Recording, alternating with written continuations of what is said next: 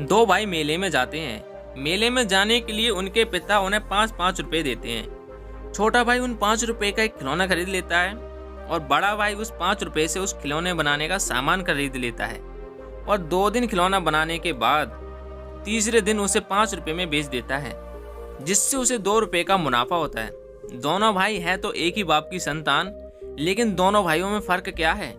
एक छोटा बेटा जिसे रुपए दिए गए वह खिलौने खरीद लेता है, मतलब सारे पैसे खत्म कर देता है, और दूसरा बेटा खिलौना ना खरीद के खिलौने बनाने का सामान खरीदता है ताकि वह खिलौना बना सके, अपने दिमाग और अपनी समझ का सही इस्तेमाल करके ज़्यादा पैसा कमा सके। तो इन दोनों भाइयों को देखकर आपको क्या लगता है कि भविष्य में इनमें सबसे ज़्यादा कामयाब कौन सा होगा? जाहिर सी बात है, जो अपने पैसे से पैसा कमाना जानता है, पैसे कमाने की तरकीब लगाता है, वही भविष्य में ज़्यादा कामयाब रहेगा। और जो बच्चा पैसा खर्च कर देता है, आज नहीं तो कल अपने पैसे को ख़त्म कर देगा। यही बात आपको हिंदुस्तान के सबसे बड़े बिजनेसमैन में से एक अनिल अंबानी और मुकेश अंबानी के बीच में देखने को मिलती है। दोनों को बराबर संपत्ति बांटी गई थी, लेकिन अनिल अंबानी अपनी संपत्ति को खत्म करता चला गया, वहीं मुकेश अंबानी अपनी संपत्ति को नए पैमाने पर लेके गया। इसीलिए जिंदगी में पैसे कमाने के लिए सिर्फ कड़ी मेहनत काम नहीं आती। मेहनत तो एक मजदूर भी करता है, लेकिन वह कमाता कितना है? ज़्यादा पैसा कमाने के लिए हमें पैसों की फितरत को समझना होगा, धन की फितरत को समझना होगा, ताकि आपका पैसा ही आपके लिए और ज़्यादा पैसा कमा कर दे सके। अगर आप एक बार पैसे की फितरत को समझ लेते हैं तो आप अपने बचे कुचे पैसे से ही ज़्यादा पैसा कमा सकते हैं, वह भी कम मेहनत करके, अपने दिमाग का इस्तेमाल करके, अपनी समझ का इस्तेमाल करके। आज की जो कहानी मैं आपको सुनाने वाला हूँ उसमें आपको कुछ ऐसे तरीके पता चलेंगे जिसको यूज करके एक साधारण इंसान, एक साधारण आमदनी वाला इंसान भी अच्छे पैसे कमा सकता है। तो चलिए कहानी शुरू करते हैं।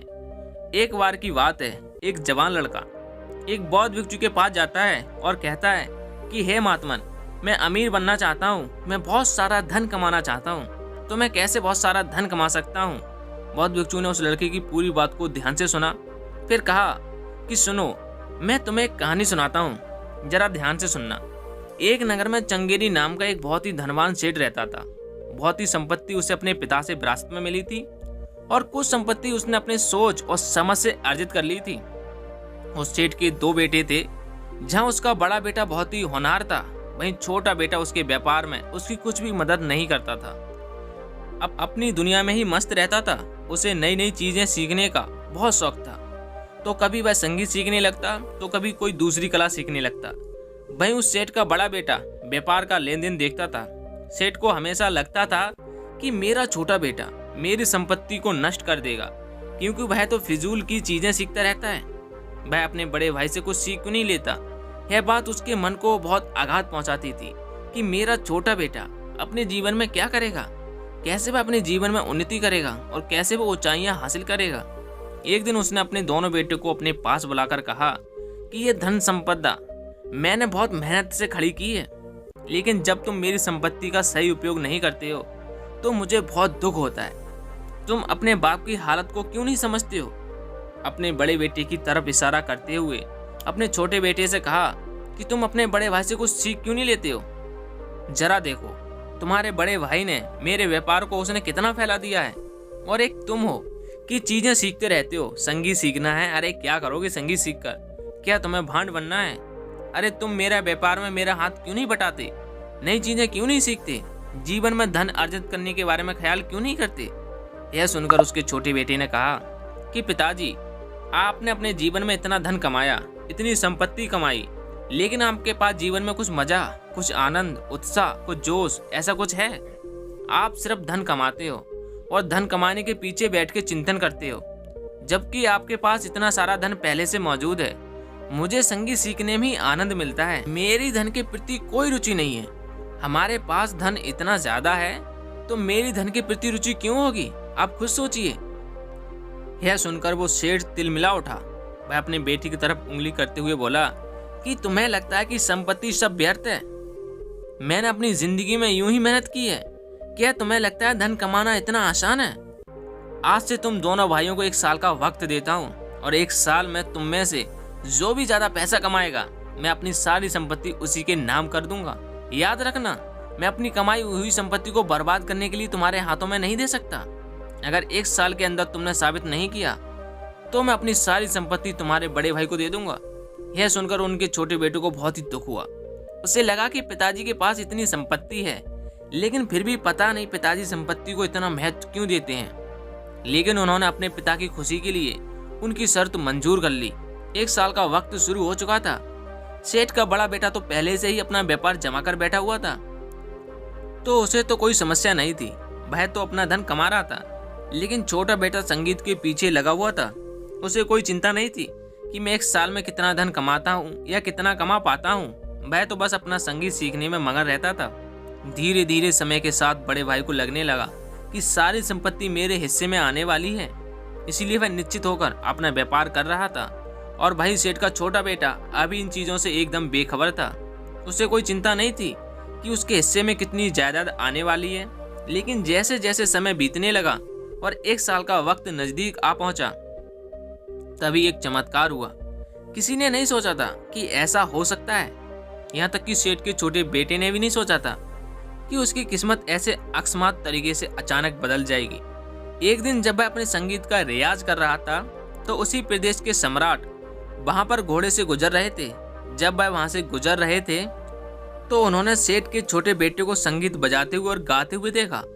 वो सम्राट उसके संगीत से इतना प्रभावित हो उठा कि उसने अपने राज दरबार में शाही संगीतकार का पद सौंप दिया। शाही संगीतकार राजघराने में बहुत ही ऊंचा ओहदा रखते थे, इसीलिए अचानक से सेठ के छोटे बेटे की किस्मत बदल चुकी थी। अब उसके पास धन की कोई कमी नहीं थी। जब भी राज दरबार में भाई कोई गीत पेश करता तो सम्राट अनेक सुवर्ण मुद्राएं उस पर न्यौछावर कर देता। इसीलिए बहुत ही कम समय में सेठ का छोटा बेटा बहुत धनवान बन चुका था। जब सेठ को इस बात का पता चला तो उसे अचंभे के साथ बेहद खुशी भी हुई। उसे कभी लगता ही नहीं था कि उसका छोटा बेटा जीवन में इतना कामयाब हो सकता है। लेकिन अपने छोटे बेटे की कामयाबी की वजह से सेठ को अपने सिद्धांतों पर शक होने लगा था। उसने जो धन कमाने के सिद्धांत बना रखे थे वो सारे सिद्धांत बह गए थे। उसने सीखा था कि जीवन में अगर धन अर्जित करना हो तो कड़ी मेहनत करनी पड़ती है। लेकिन उसके छोटे बेटे ने यह साबित कर दिया था कि बिना मेहनत किए भी धन अर्जित किया जा सकता है। आप अपनी रुचि के हिसाब से काम करते हुए भी अपार धन संपदा पैदा कर सकते हैं। इसलिए जब सेठ को विश्वास हो चला कि उसका छोटा बेटा धन कमाने के मामले में उससे भी ज्यादा सोच और समझ रखता है, तो एक दिन उसने अपने दोनों बेटों को अपने पास बुलाया। उसने अपने बड़े बेटे से कहा कि बेटा, आज जो बात मैं तुमसे कहने वाला हूँ उस बात का तुम्हें बुरा भी लग सकता है, लेकिन अगर तुम अपने अहंकार को बराबर में रखकर सोचोगे तो तुम्हें एहसास होगा कि तुम्हारा छोटा भाई धन कमाने के मामले में तुमसे और मुझसे भी ज्यादा समझ रखता है। यह बात मुझे आज तक पता नहीं थी, लेकिन अब मैं यह बात अच्छी तरह से महसूस कर सकता हूँ कि तुम्हारा छोटा भाई धन कमाने के लिए तुम्हें कुछ आसान सिद्धांत बता सकता है। इसीलिए तुम अपने छोटे भाई की सीख को छोटे में मत लेना, उसकी सीख को बड़े गौर से और बड़े ध्यान से सुनना, क्योंकि वह तुम्हारी जिंदगी को एक नई दिशा दे सकता है। इसके बाद उसने अपने छोटे बेटे को संबोधित करते हुए कहा कि बेटा, मुझे तो हमेशा यही सिखाया गया है कि जब तुम ज्यादा मेहनत करोगे तो ही तुम ज्यादा धन कमा पाओगे, लेकिन तुमने इस बात को गलत साबित कर दिया। तुम बताओ, तुम्हारे हिसाब से एक इंसान जल्दी पैसा कैसे कमा सकता है? यह सुनकर उसके छोटे बेटे ने कहा कि पिताजी, मैंने जीवन भर धन कमाने के बारे में सोचा ही नहीं। मुझे धन कमाने के कोई तरीके नहीं पता हैं, या कह सकते हैं कि किस्मत से मुझे यह काम मिल गया जिससे कि मैंने इतना सारा धन कमा लिया। पर अगर आप सच में जानना चाहते हैं कि मेरी धन के मामले में क्या सोच है, क्या समझ है, तो मैं आपको एक बात बताना चाहता हूँ। मैंने हमेशा सिर्फ अपनी कला को सीखने पर ध्यान दिया। मुझे संगीत सीखने में मजा आता था। मुझे पता नहीं था कि मैं इतना बड़ा संगीतकार भी बन सकता हूँ। लेकिन कहते हैं ना कि आपकी कला आपको कभी भूखा नहीं मरने देती। इसीलिए मैं धीरे धीरे वह कला सीखता रहा। और कला सीखने का काम एक दिन का नहीं होता है, एक महीने का नहीं होता है। उसके लिए धीरे धीरे समय देना पड़ता है और समय के साथ साथ आपकी कला जवान होती जाती है। इसीलिए इंसान को हमेशा धन कमाने से पहले कोई कला अर्जित करनी चाहिए, कोई कला बनानी चाहिए। कला चाहे कोई भी हो सकती है, अभिनय, संगीत, कोई खेल या नाना प्रकार की कलाएं। अक्सर इंसान कला सीखने पर ध्यान नहीं देता है। मैं शुरुआत से ही समाज के दबाव में, अपने घर वालों के दबाव में अपना पूरा ध्यान धन पर ही केंद्रित कर देता है, जिसकी वजह से शुरुआत में हो सकता है वह थोड़ा धन कमा ले, लेकिन लंबे समय के लिए ज़्यादा धन नहीं कमा पाएगा, क्योंकि उसने कभी भी कोई कला सीखने पर ध्यान ही नहीं दिया। पिताजी, इससे एक और बात निकलकर सामने आती है कि कभी भी धन कमाने के लिए कोई शॉर्टकट नहीं अपनाना चाहिए। शॉर्टकट या सट्टा बाजार आपको एक बार पैसा दिला सकती है, लेकिन अगर आपको निरंतर पैसा कमाना है तो शॉर्टकट आपकी इसमें मदद नहीं कर सकता, क्योंकि किस्मत आपकी एक बार साथ दे सकती है, 2 बार साथ दे सकती है, लेकिन हर बार आपकी किस्मत आपका साथ दे यह जरूरी नहीं है। इसलिए ना ही शॉर्टकट अपनाओ और ना ही अपनी किस्मत के भरोसे बैठो। हमेशा इंसान को नजदीक के फायदे की बजाय दूर के नुकसान के बारे में सोचना चाहिए। कई बार हम ऐसे फैसले ले लेते हैं जो वर्तमान में तो हमें फायदा पहुंचाते हैं, लेकिन लंबे समय में वह हमें बहुत ज्यादा नुकसान भी पहुंचा देते हैं। इसके बाद उसने कहा कि पिताजी, कभी भी पैसे को बांध कर नहीं रखना चाहिए। अक्सर लोग धन जोड़कर उसे अपने पास रख लेते हैं। उन्हें लगता है कि मेरे पास धन जुड़ा रहेगा तो जरूरत में वह मेरे काम आएगा, लेकिन धन की प्रवृत्ति ऐसी है कि उसे खर्च होना ही होना है। आप उसे कितनी भी तिजोरी में रख लो, कितना भी उसे संभाल कर रख लो, लेकिन कभी न कभी वह धन खत्म हो ही जाएगा।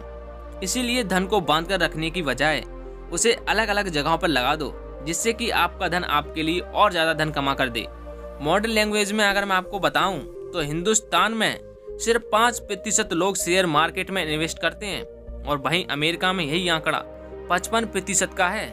जरा देखिए कि हम अपने धन को सुरक्षित रखने के लिए उसको बांध कर रखते हैं, उसको बैंक में डाल देते हैं, उसको अपनी तिजोरी में रख देते हैं, लेकिन उसी पैसे को दूसरी जगह पर लगाकर और ज्यादा पैसे कमाने के बारे में हम सोचते ही नहीं हैं, क्योंकि हमें लगता है कि वहां पर हमारा धन खर्च हो जाएगा। अरे धन को खर्च तो वैसे भी होना है। इसके बाद सेठ के छोटे बेटे ने कहा कि पिताजी, धन कमाने के लिए मुझे लगता है कि इंसान को ऐसा काम करना चाहिए जिसमें उसे अपना बहुत ज्यादा वक्त ना देना पड़े। मतलब अगर वह मौजूद भी ना हो तब भी उसका काम चलता रहे। इससे क्या होगा कि उस इंसान का समय बचेगा और वही समय वह दूसरे कामों में लगाकर वहां से भी धन और पैसा कमा सकता है।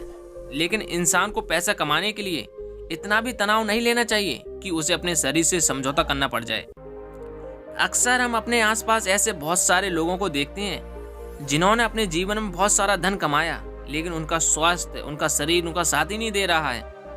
तरह तरह की बीमारियों से ग्रस्त हैं। आखिरी और सबसे बड़ी बात, उस पैसे का सदुपयोग करना।